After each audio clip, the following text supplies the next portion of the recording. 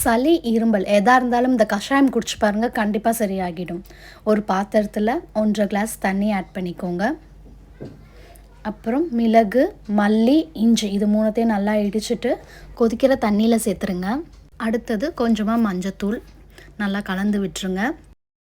அடுத்தது 2 வெத்தலை, 5 கற்பூரவள்ளி இது ரெண்டுத்தையுமே அந்த தண்ணியில் ஆட் பண்ணிக்கலாம்.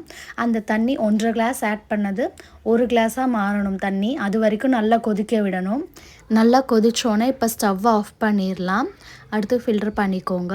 அவ்வளோதான். நீங்களும் இந்த ரெமெடி செஞ்சு பாருங்கள். செஞ்சு பார்த்துட்டு எப்படி இருக்குன்னு கமெண்ட் பண்ணுங்கள். Bye guys.